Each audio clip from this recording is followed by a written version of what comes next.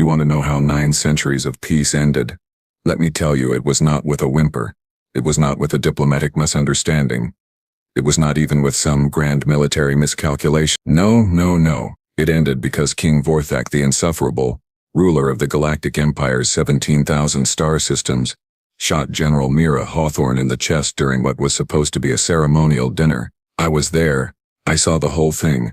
And believe me when I say that nobody, and I mean nobody, expected the humans to react the way they did. Let me back up a bit. My name is Quilnax, and I served as the diplomatic observer for the Krell Confederacy. Fancy title. Boring job.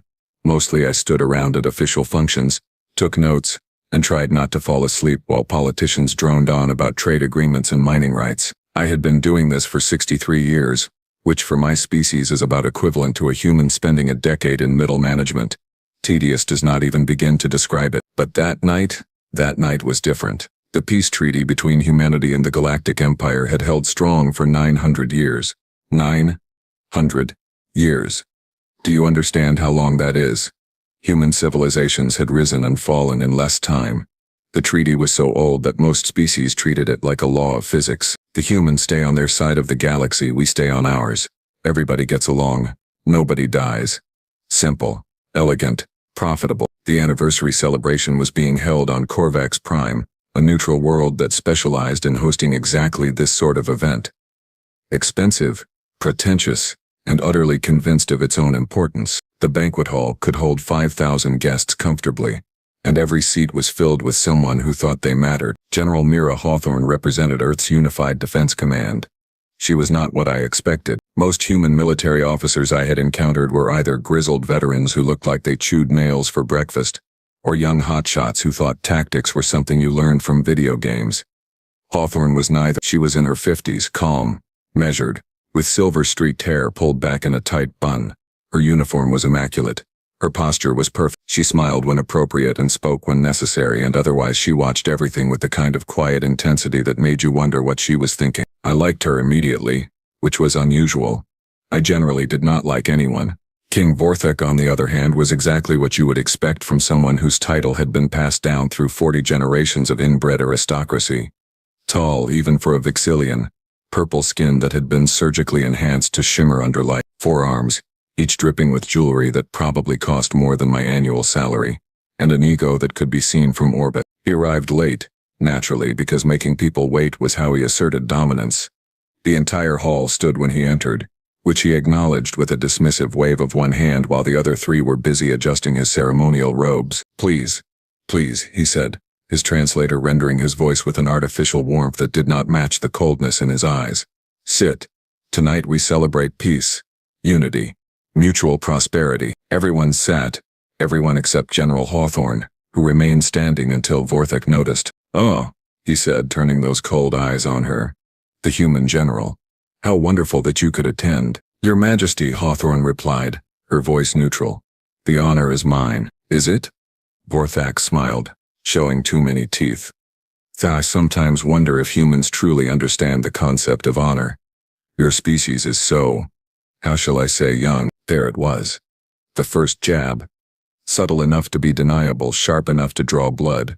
I saw Hawthorne's jaw tighten just slightly, but her expression did not change. We are young, she agreed, but we learn quickly. Vorthak laughed, a sound like breaking glass. Indeed you do. Sit, General. Let us eat. The meal was predictably excessive. 17 courses, each prepared by chefs who charged fees that could fund small planetary defense systems. I picked at my food and watched the room. The human delegation was small, just Hawthorne and 3 aides. They sat together at a table near the front, isolated from the Empire's representatives, who occupied the center of the hall like a tumor. Vorthak held court from his elevated platform, surrounded by sycophants and advisors who laughed at his jokes and agreed with his every observation. He drank heavily, which was not unusual. What was unusual was the way he kept glancing at Hawthorne, his expression shifting between amusement and something darker. I should have seen it coming. The signs were all there, but I was too busy being bored. The trouble started during the 8th course, some kind of roasted creature that I could not identify and did not want to. Vorthak stood, swaying slightly, and raised his glass. A toast, he announced. The hall fell silent. To 900 years of peace. to the wisdom of our ancestors who understood that some species are meant to lead, while others, well, others are meant to follow. I felt the temperature in the room drop about 10 degrees. Hawthorne stood slowly, her napkin folded precisely and placed beside her plate. "Your Majesty," she said, her voice carrying across the silent hall. "With respect, the treaty was an agreement between equals, not between leaders and followers." The sycophants gasped. Actually gasped. Like this was some kind of dramatic performance. Vorthak's smile widened. "Equals?" he repeated. "General, your species had barely left your home system when we were building stargates. You were fighting with chemical rockets while we were manipulating gravity itself. In what universe are we equals?" Hawthorne's expression did not change, but I saw something shift in her eyes. Something cold and dangerous. "In the universe where we agreed to peace," she said quietly. "In the universe where we chose diplomacy over conflict. In the universe where we both recognized that the alternative would benefit neither of us." "Ah, yes," Vorthak said, descending from his platform with the unsteady grace of someone who had consumed too much alcohol. "The alternative. Tell me, General, what exactly would you do if this treaty were to, hypothetically speaking?" "I would do my job, Your Majesty, which is, to protect humanity. By any means necessary." Vorthak stopped a few meters from her table, swaying slightly. His four hands moved in agitation, the jewelry clinking softly. "Any means necessary," he repeated, tasting the words. How deliciously vague. How typically human. Always implying threats without ever having the courage to make them explicit. I saw Hawthorne's aides tense. One of them, a young man with lieutenant's bars, started to stand, but Hawthorne gestured him back down without breaking eye contact with Vorthak. "I have not made any threats, Your Majesty," she said. "I have simply stated a fact. If you choose to interpret that as a threat, perhaps the problem lies in your interpretation rather than my statement." The silence in the hall was absolute. You could have heard a pin drop. Actually, someone did drop a fork and it sounded like an explosion. Vorthak's face went from purple to nearly black. His hands clenched into fists. "You dare," he hissed. "You dare speak to me this way? In front of my court? You, a representative of a species that we allowed to survive out of mercy." "Allowed?" Hawthorne's voice remained calm, but now there was an edge to it. A hint of something that made my survival instincts scream warnings.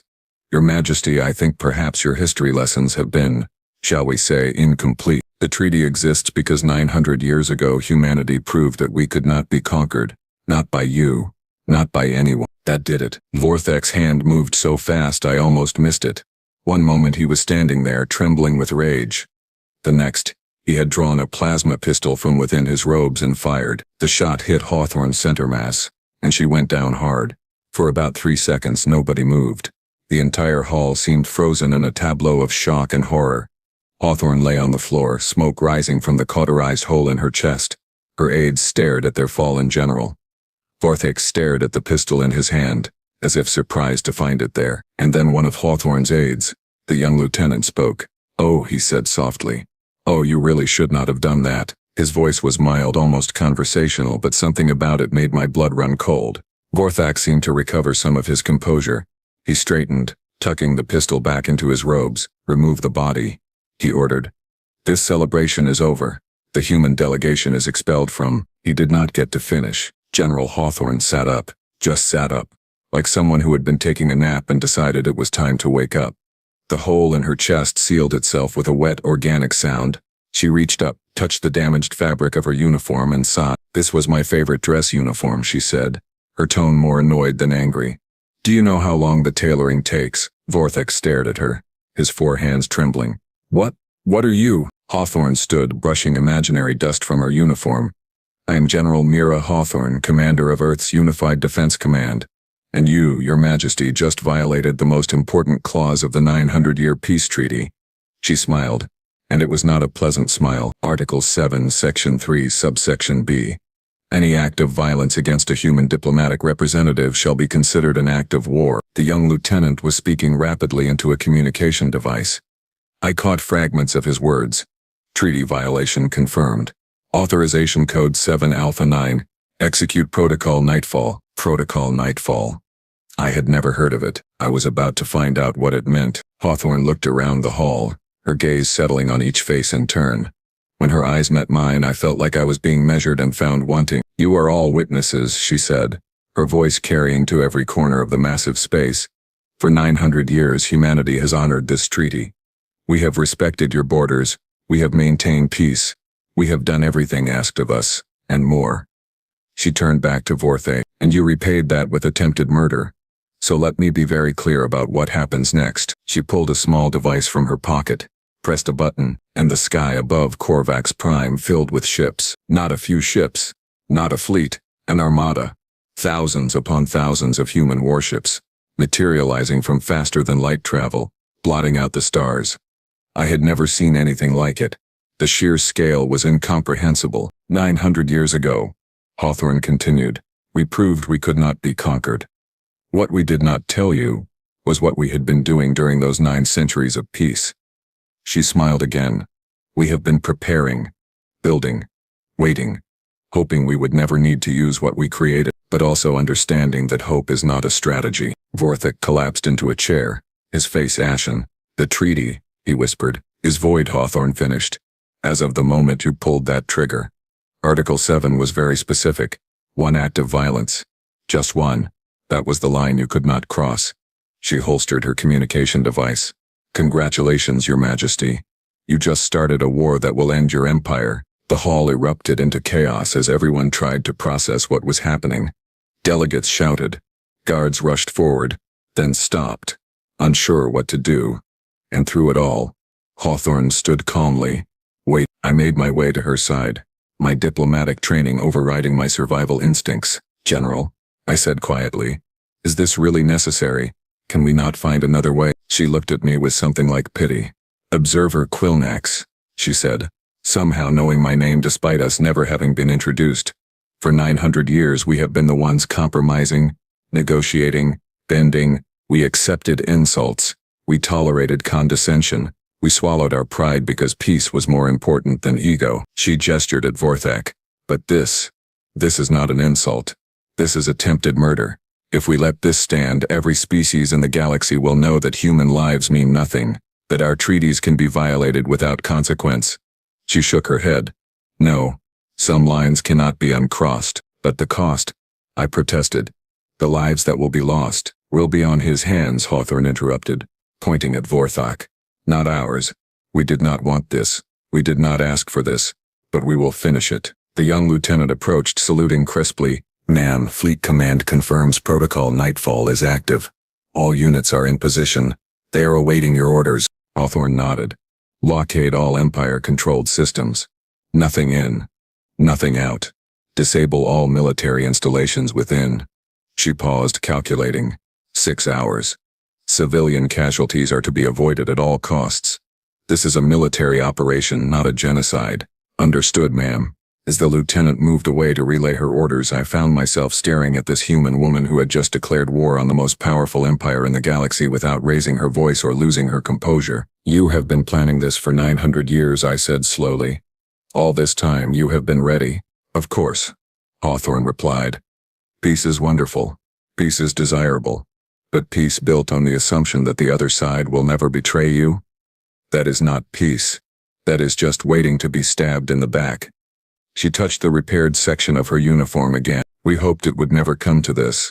But we were not stupid enough to bet our survival on hope alone. I thought about my own species, the Krell Confederacy. Our military was ceremonial at best, designed more for parades than actual combat. We had assumed, like so many others, that the treaty would hold forever. We had been fools. What happens now? I asked. Hawthorne looked up at the armada visible through the hall's transparent ceiling.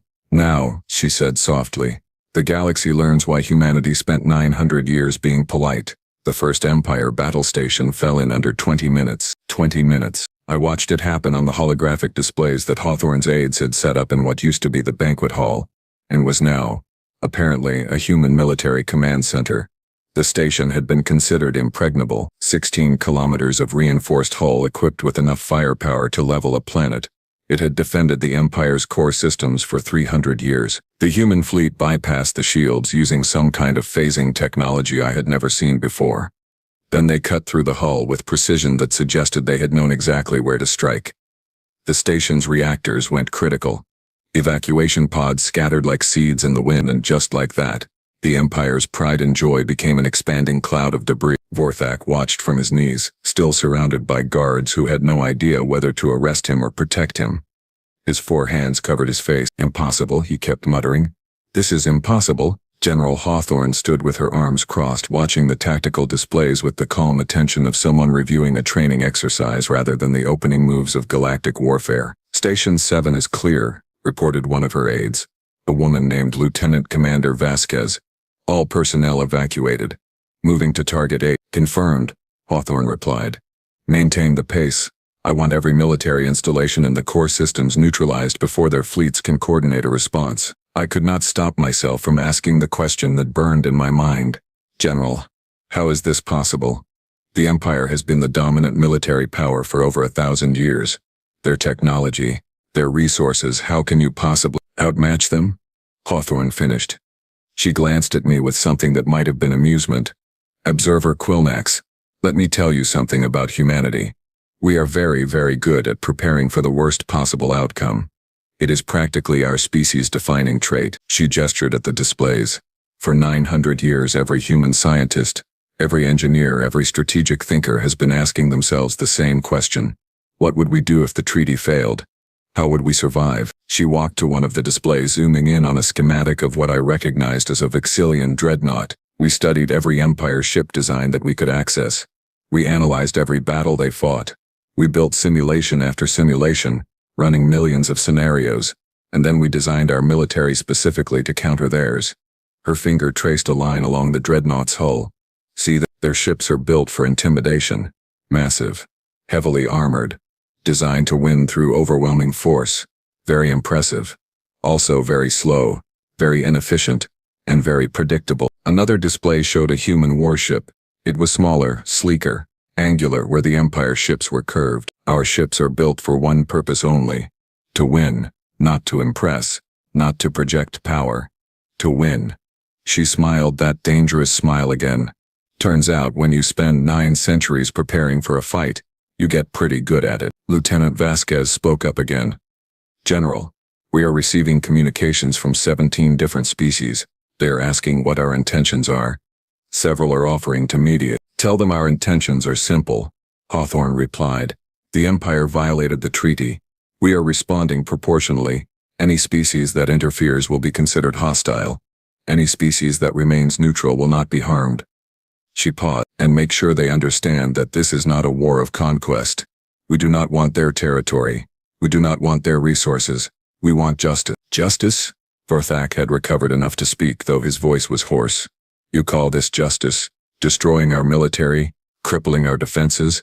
This is revenge. Hawthorne turned to face him, and the temperature in the room seemed to drop. Revenge would be doing to you what you tried to do to me. Shooting you without warning, without cause, without mercy. Her voice was ice. Justice is making sure you never threaten anyone again. There is a difference. Your Majesty, though I suspect you have never bothered to learn it. I noticed that Vorthak's guards had quietly stepped away from him. Even his own people were distancing themselves. The Empire Council will never accept this, Vorthak said, trying to muster some of his former arrogance. They will fight. They will surrender, Hawthorne interrupted. Or they will watch every military asset they possess turn into scrap metal. She nodded to Vasquez. Open a channel to the Empire Council. All frequencies. I want everyone to hear this. Vasquez worked her controls. A moment later, the holographic display shifted to show a council chamber. 12 Vexillian nobles stared out from the projection, their expressions ranging from shock to fury. Members of the Empire Council. Hawthorne began, her voice formal now. I am General Mira Hawthorne of Earth's Unified Defense Command. 3 hours ago, King Vorthak violated the 900-year peace treaty by attempting to murder me during a diplomatic function. As per Article 7 of that treaty, this constitutes an act of war. Humanity is now responding. One of the council members, an elderly Vexillian with elaborate ceremonial scars, leaned forward. General Hawthorne, we had no knowledge of the king's actions. This was not sanctioned by the council. Surely we can't negotiate? Hawthorne's tone made it clear what she thought of that idea. Counselor, with respect, your time for negotiation ended when your king pulled the trigger. What you can do now is choose how this ends. Are you threatening us? Another counselor demanded. I am offering you a choice, Hawthorne corrected. Option 1, you surrender immediately. You hand over King Vorthak for trial under neutral jurisdiction. You accept a new treaty with terms that humanity will dictate. You reduce your military to defensive forces only, supervised by neutral observers. And you pay reparations to every species your empire has exploited over the past 1,000 years. The council chamber erupted in protests. Hawthorne waited patiently for the noise to die down. Option 2, she continued. You fight. Your military installations continue to be destroyed. Your fleets continue to be disabled. Your economy continues to collapse as we blockade every system you control. And at the end, when you have nothing left, you will accept terms far harsher than what I am offering now. You cannot blockade the entire empire. One counselor shouted. We control 17,000 star systems. Counselor, we have 40,000 warships currently deployed. By tomorrow, we will have 80,000. By next week, 200,000. Hawthorne's voice remained calm. We have been building our fleet for 900 years. We have shipyards and systems you did not even know existed. We have resources stockpiled across human space. We have planned for this scenario so thoroughly that your strategist will spend decades trying to figure out how we did it. She leaned closer to the display. So yes, we can absolutely blockade the entire empire. The question is whether you want to test that claim. I found myself studying the counselors' faces. I had spent decades reading Vixillian expressions, and what I saw there was not anger. It was fear. Deep existential fear. The elderly counselor with the scars spoke again, his voice quieter now. What assurances do we have that humanity will not simply conquer us? That this is not merely the first step in human expansion? It was a fair question, and I leaned forward to hear Hawthorne's answer. You have my word, she said simply. And I know that means nothing to you right now. But let me explain something about human history, counselor. We know what empires do. We have built them. We have fought them. We have torn them down. We understand the temptation of power, and we understand the cost. She gestured around the room. That is why we spent 900 years preparing for defense, not conquest. We do not want your systems. We do not want your subjects. We want to make sure that no species, human or otherwise, ever has to live under the threat of imperial ambition again. Pretty words.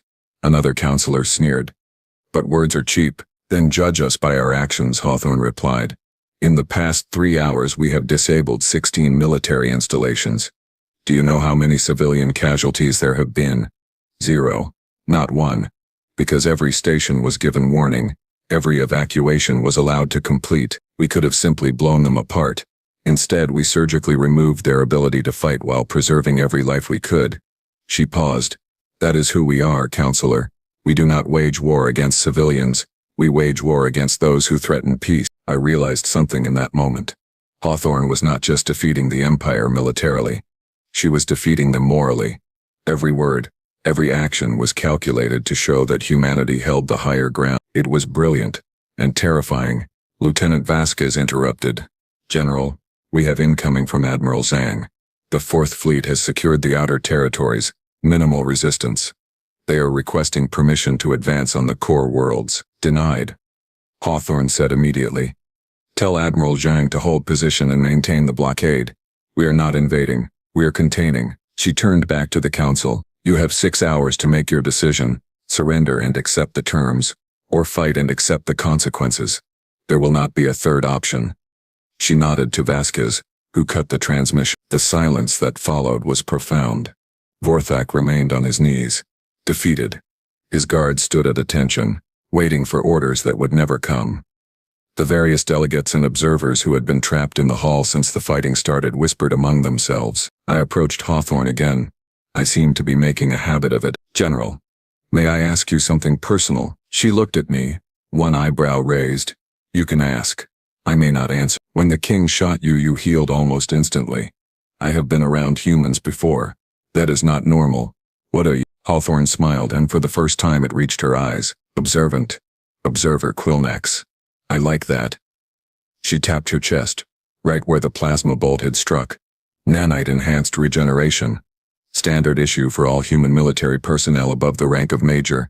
Takes about 30 seconds to repair anything short of complete disintegration. She shrugged. Turns out, when you spend 900 years developing defensive technology, you come up with some interesting solutions. So you knew he could not kill you. I suspected. Plasma weapons are predictable.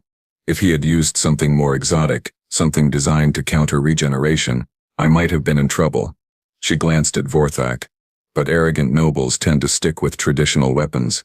They like the symbolism. I thought about that. Thought about how Hawthorne had stood there, knowing she would survive, letting Vorthak damn himself with his own actions. You wanted him to shoot you, I said slowly. Want is a strong word, Hawthorne replied. But did I expect it? Yes. Did I prepare for it? Absolutely. The king has a history of violent outbursts when challenged. It was only a matter of time. She looked at me directly. Observer Quilnax, do you know why the treaty has lasted 900 years? Because both sides honored it? No. Because both sides feared breaking it. She gestured at the tactical displays. The Empire feared that humanity would retaliate. Humanity feared that war would cost too much. As long as that mutual fear existed, the treaty held. But fear only works as a deterrent if the threat is credible. If the Empire believed, truly believed, that they could attack us without consequence, the treaty would have been worthless. So you spent 900 years making sure the threat was credible. We spent 900 years making sure we could back up our words with action. Hawthorne corrected. There is a difference. Threats are empty posturing. Capability is reality. A new voice interrupted us. One of the council members had opened a private channel, bypassing the official communication protocols. The elderly Vixillian with the scars appeared on a small display. General Hawthorne, this is Councillor Trevax. I am speaking to you alone without the knowledge of the other council members. Hawthorne's expression did not change, but I saw her posture shift slightly. Alert, but not defensive. Councillor. I am listening. The council will not surrender, Trevax said bluntly. Too many of them are too proud, too invested in the idea of empire superiority. They will fight even though they know they cannot win. Then they will lose, Hawthorne said simply. Yes, they will. Trevax's face showed something I had never seen in a Vixillian noble before. Shame.